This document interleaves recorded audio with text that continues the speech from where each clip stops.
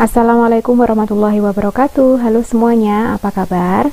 Semoga semua teman-teman yang menyimak video pembelajaran saya dalam keadaan sehat semua ya.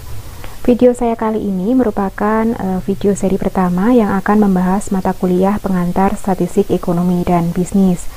Pada video ini saya akan menjelaskan beberapa pengantar terkait materi perkuliahan yang akan kita pelajari selama 1 semester. Di antaranya, yang pertama, apa itu statistik dan statistika? Kemudian yang kedua, pembagian statistika. Yang ketiga, fungsi dan kegunaan statistika. Yang keempat, tahapan metode statistik. Baiklah, yang pertama, apa itu statistik dan statistika?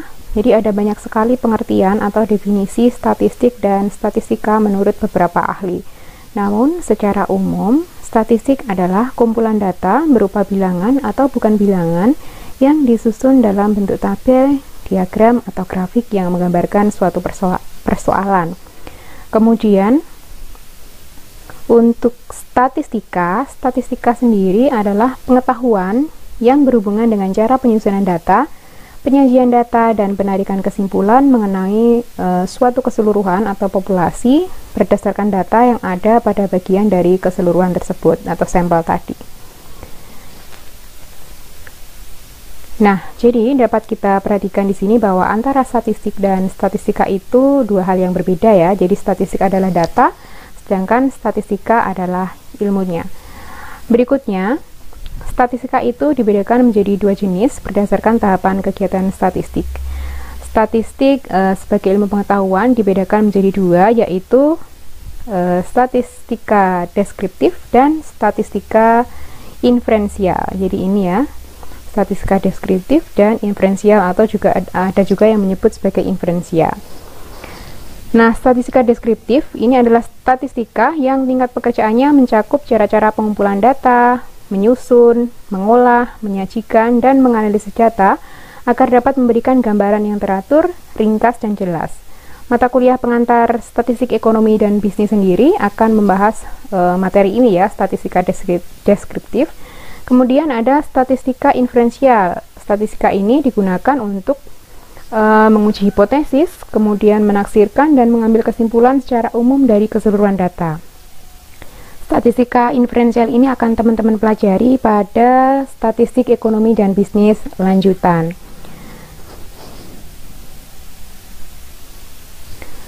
Selanjutnya, fungsi dan kegunaan statistika di bidang ekonomi dan bisnis. Secara umum, fungsi dari statistika adalah sebagai alat bantu, terutama bagi pelaku ekonomi dan bisnis untuk mengumpulkan, mengolah, menganalisis, dan menyimpulkan hasil yang telah dicapai dalam kegiatan tertentu, khususnya dalam bidang ekonomi dan bisnis.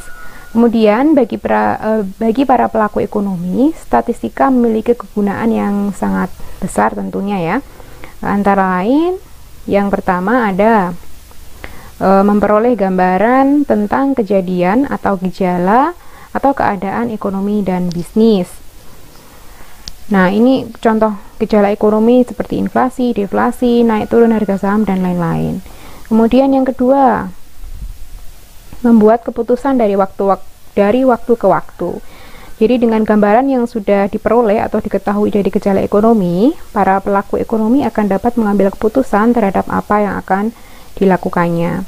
Kemudian yang ketiga ada menyusun laporan yang berupa data kuantitatif secara teratur, ringkas, dan jelas. Ini sudah pasti ya, dimanapun pasti di perusahaan maupun di usaha-usaha kecil itu pasti ada laporan yang perlu dibuat. Kemudian yang keempat itu mengetahui apakah ada hubungan antara gejala ekonomi yang satu dengan yang lain. Contohnya seperti saat ini harga alat-alat kebersihan, kesehatan itu kan naik tajam.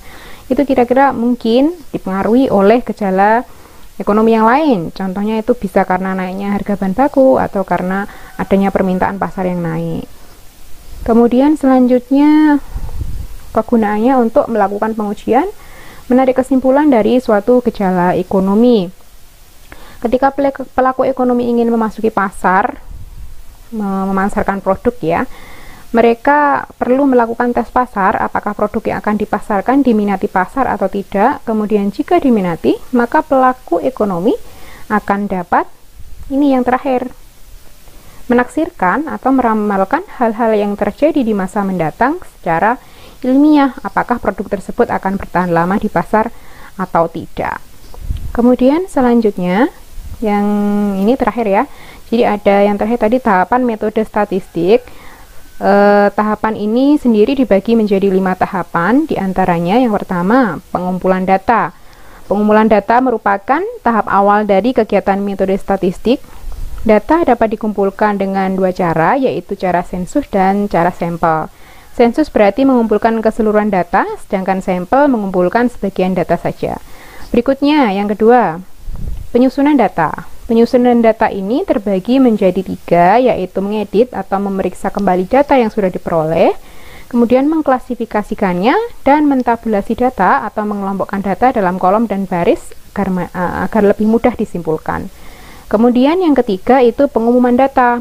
Pengumuman data itu dimaksudkan agar data yang telah disusun dapat dilihat secara visual dalam tabel, kemudian ada diagram, ada grafik, dan lain-lain. Selanjutnya, yang keempat itu analisis data. Dari hasil analisis akan diperoleh gambaran keseluruhan dari data yang dikumpulkan.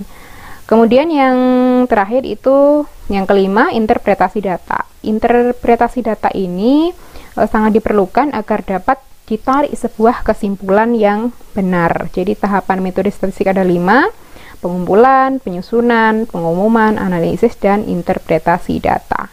Baiklah, itu tadi materi sekilas tentang pengantar mata kuliah pengantar statistik ekonomi dan bisnis. Semoga bermanfaat dan dapat mudah dipahami dengan baik ya. Terima kasih. Wassalamualaikum warahmatullahi wabarakatuh.